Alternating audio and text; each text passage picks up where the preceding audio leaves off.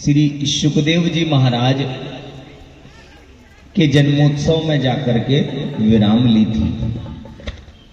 कल की कथा में हमने सुना सूत जी महाराज से सौनक इत्यादि ऋषियों ने 6 प्रश्न किए थे। उन 6 प्रश्नों का उत्तर संक्षेप में श्री सूत जी महाराज ने दिया। सौनक जी महाराज के मन में एक इच्छा उत्पन्न हुई कि सूत जी, आपने हमारे प्रश्नों का उत्तर किस ग्रंथ से दिया है, किस पुराण से दिया है।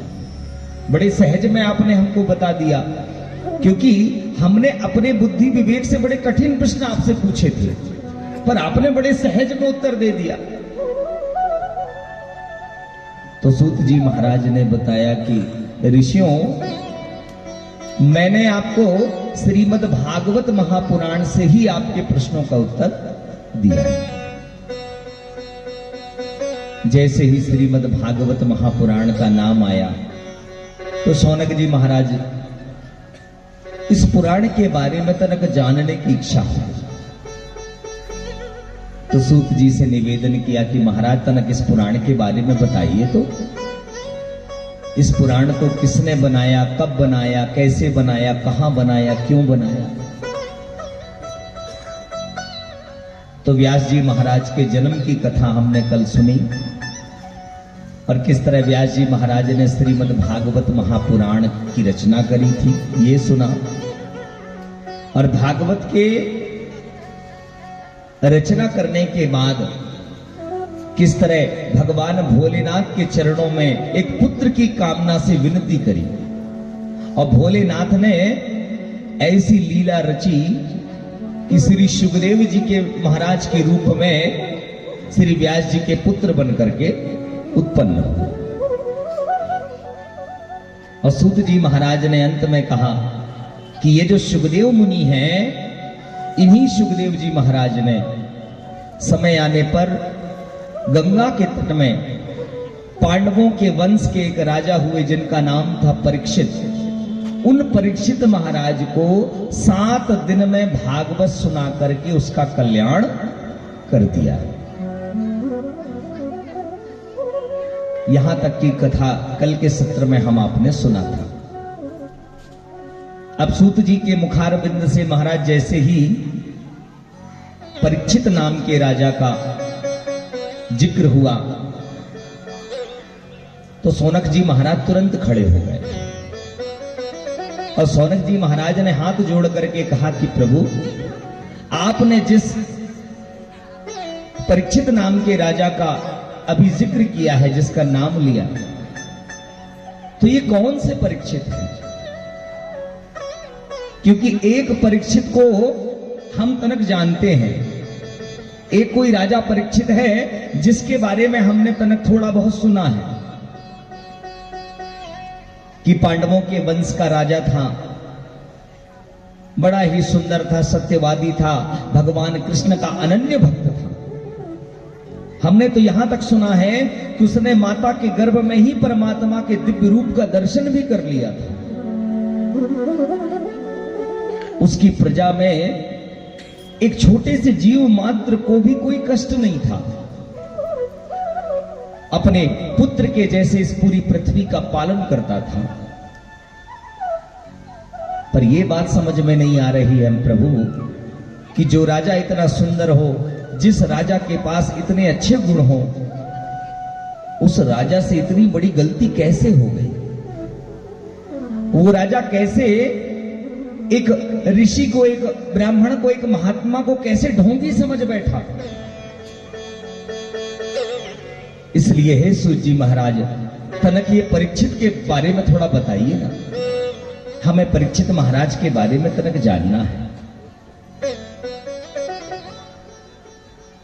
तो जैसे ही सौनक जी महाराज ने परीक्षित के बारे में जानने की इच्छा प्रकट करी तो हमारे सूत जी महाराज यहां से भागवत में अब परीक्षित के जन्म की कथा को प्रारंभ करते हैं।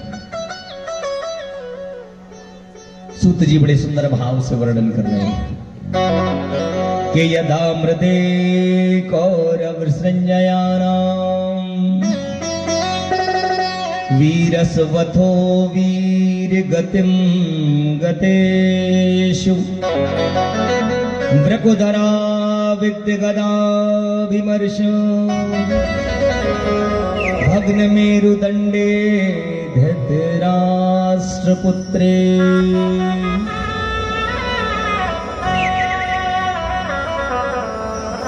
सूत जी महाराज कहते हैं कि सौनक जी ध्यान से सुनिए, ये उस समय की बात है जब महाभारत का युद्ध अपने अंतिम पड़ाव में पहुंच गया था।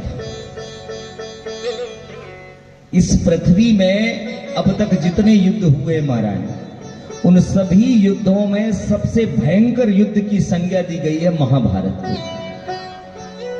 जितनी हानि, जितना नुकसान महाभारत के युद्ध में हुआ, उतना इस पृथ्वी में कभी नहीं हुआ है।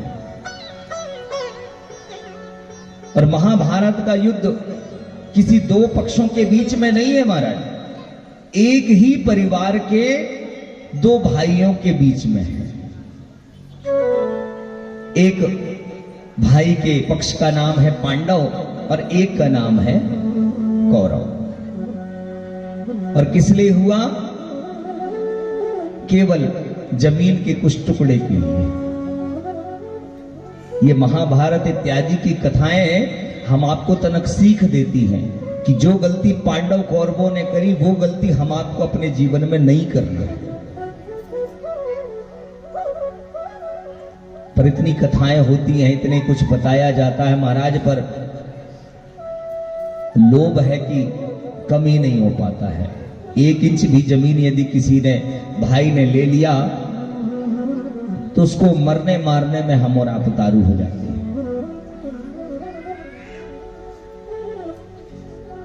तो कौरव और पांडवों के बीच में यह भीषण युद्ध हुआ। कौरवों, जिनके पिता हैं धृतराष्ट्र, इनके तरफ बड़े बड़े योद्धा थे। कृपाचार्य, भीष्म, द्रोणाचार्य, अश्वत्थामा, कर्ण, बड़े बड़े महावीर थे। और पांडव 5 भाई थे। परंतु पांडवों की तरफ मेरे ठाकुर स्वयं थे, द्वारकाधीश।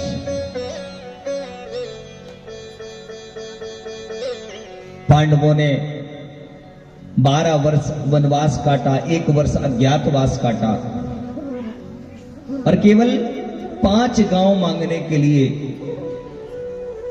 निवेदन किया। जब निवेदन नहीं माना गया तो शांति दूत बना करके मेरे गोविंद को भेजा गया। पर दुर्योधन ने कहा कि द्वारकाधीश आप आए हैं, आपका स्वागत है, पर यदि आप पांडवों के लिए कुछ मांगने आए हैं तो आपको बता दूं, सुई की नोक के बराबर भी उनको संपत्ति मैं नहीं दूंगा। द्वारकाधीश ने हाथ जोड़ा, निवेदन किया, लेकिन नहीं माने महाराज। तब इस अधर्म का नाश करने के लिए मेरे प्रभु को महाभारत की रचना रचनी पड़ी। दोनों पक्षों के बीच युद्ध प्रारंभ हुआ। भगवान कृष्ण ने वचन ले लिया कि मैं इस महाभारत के युद्ध में कोई शस्त्र नहीं उठाऊंगा।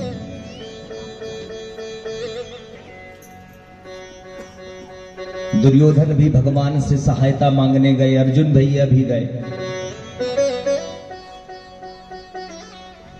दुर्योधन ने कहा, मैंने सुना है कि आप अस्त्र शस्त्र कुछ नहीं उठाएंगे। द्वारकाधीश ने कहा, बिल्कुल सही सुना है दुर्योधन। तो दुर्योधन ने सोचा, फिर आपको मांगने से क्या मतलब, जब कुछ काम के ही नहीं हो आपको। तो भगवान ने कहा, एक तरफ मैं रहूंगा बिना अस्त्र के और एक तरफ मेरी नारायणी सेना रहेगी। तो दुर्योधन ने नारायणी सेना को चुना और अर्जुन से पूछा, तुझे क्या चाहिए? अर्जुन ने कहा, मुझे कुछ नहीं चाहिए, मुझे केवल आप चाहिए, मुझे आप चाहिए। अर्जुन जानता है कि परमात्मा का साथ ही जीत के लिए पर्याप्त है। और भगवान हमेशा धर्म का साथ देते हैं। पांडव धर्म की तरफ से लड़ रहे हैं। युद्ध प्रारंभ हुआ। अर्जुन के सारथी के रूप में मेरे परमात्मा ने अपने रूप का चयन किया। मैं तेरा सारथी रहूंगा।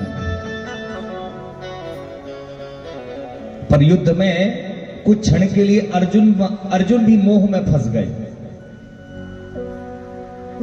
कहा, माधव मैं किनको मारूं? ये जितने दिख रहे हैं सामने, ये सब तो मेरे अपने ही हैं। ये पितामह भीष्म, जिन्होंने मुझे अपनी गोद में खिलाया है।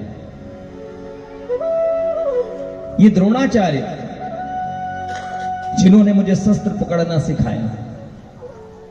कृपाचार्य, ये तो सब मेरे अपने हैं। मैं कैसे इन पर प्रहार करूं?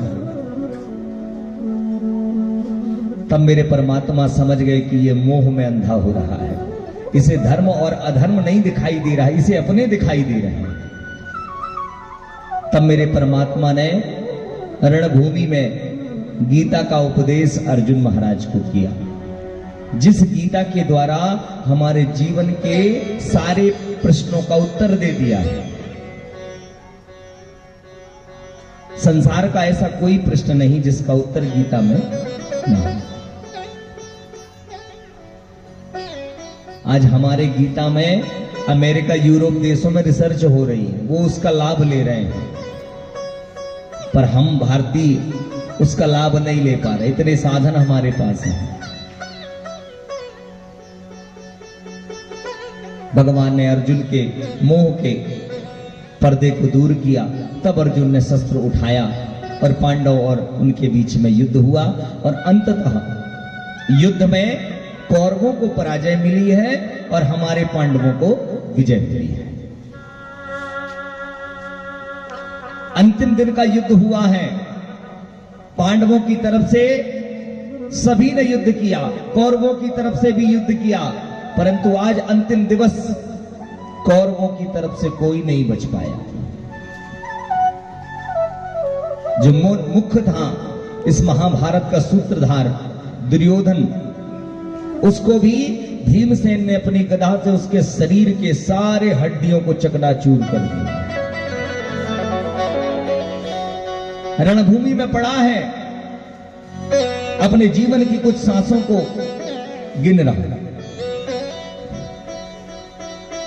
संध्याकालीन जब युद्ध विराम हुआ, सभी योद्धा अपने अपने धाम की ओर गए। तो बड़े दुर्बल और निर्बल दीन भाव में दुर्योधन उसी कुरुक्षेत्र की भूमि में पड़ा था। शरीर से धीरे धीरे रक्त निकल रहा है। उसके शरीर की कोई हड्डी ऐसी नहीं बची जिसे भीमसेन ने गदा से न मार दिया।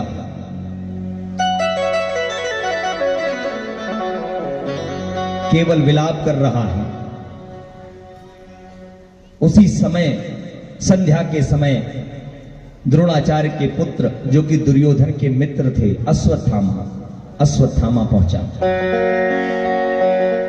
और जैसे रणभूमि में अपने मित्र की दुर्दशा को देखा, अश्वत्थामा के नेत्र से अश्रु की धार बहने लगी। अश्वत्थामा ने कहा, मित्र दुर्योधन, दुर्योधन, मित्र दुर्योधन, नेत्र खोल। क्या हुआ? दुर्योधन ने नेत्र खोला। अश्वत्थामा के नेत्र में अश्रु की धारा रही। अपने मित्र दुर्योधन की दुर्दशा को देख करके बड़ा विलाप कर रहा है। कहा, मित्र, तुझे इस हालत में देख करके मुझे बड़ा दुख हो रहा। कहा तो तू युवराज था, तेरे पीछे कई लाख दास दासियां तेरी सेवा करने के लिए दौड़ते थे, पर आज इस कुरुक्षेत्र की भूमि में तुझे निसहाय देख करके मुझे बड़ा दुख लगा। तूने जीवन में मेरा बहुत साथ दिया है मित्र, तूने जीवन में मेरे लिए बहुत कुछ किया, पर मैं जीवन में तेरे लिए कुछ नहीं कर पाया। आज तू अपने अंतिम समय में पहुंच गया। बता मित्र, तेरे मन में यदि कोई इच्छा हो, कोई लालसा हो, कोई अभिलाषा हो तो बता मुझे। तेरी अंतिम इच्छा को मैं अपने प्राण दे करके भी पूर्ण करूंगा, चाहे मेरे प्राण चले जाएं, पर तेरी अंतिम इच्छा को जरूर पूरा करूंगा। बता मित्र। दुर्योधन ने कहा, अश्वत्थामा मेरे मित्र, क्या बताऊं मैं। हम कौरव 100 भाई थे, पर हम 100 भाइयों में आज एक भाई भी जीवित नहीं है। और मेरे दुश्मन पांडव केवल 5 भाई थे, और पांचों के पांचों आज भी जीवित हैं। मुझे इस बात का दुख नहीं कि मेरे सारे भाई मर गए, दुख तो केवल इस बात का है मित्र कि अपने दुश्मन 5 भाइयों में से हमने एक पांडव को भी नहीं मारा। अरे 5 में से एक पांडव को भी यदि मार दिया होता ना, तो आज मरते समय मुझे दुख ना होता। एक भाई को तो मार देते, पर नहीं मार पाए। एक भाई का कटा सिर देखने की इच्छा थी मेरी बस, कि एक पांडव के कटे सिर को मैं देख लूं, पर मेरी वो इच्छा पूर्ण ना हो सकी, और आज मैं स्वयं मृत्यु के आगोश में आ गया। यही मेरी इच्छा थी, पर मेरी इच्छा पूर्ण नहीं हो सकती मित्र, नहीं हो सकती। अश्वत्थामा ने कहा, क्यों नहीं हो सकती?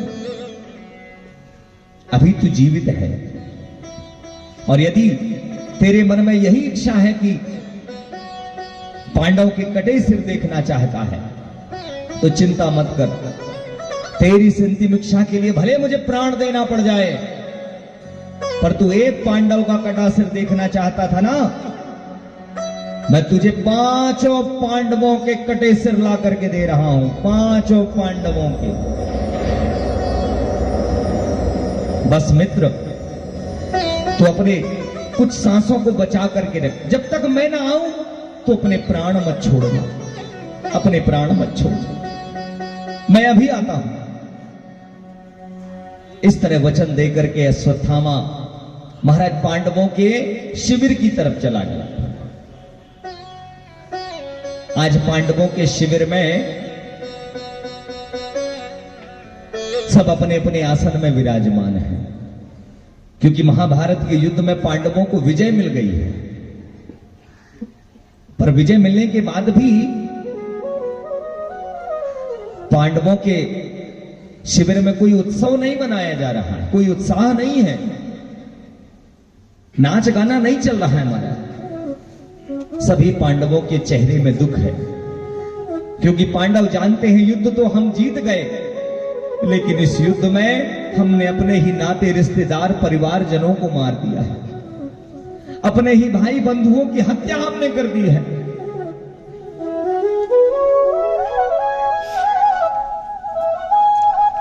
और अपने जनों को मार के कैसा उत्सव मनाया जाए?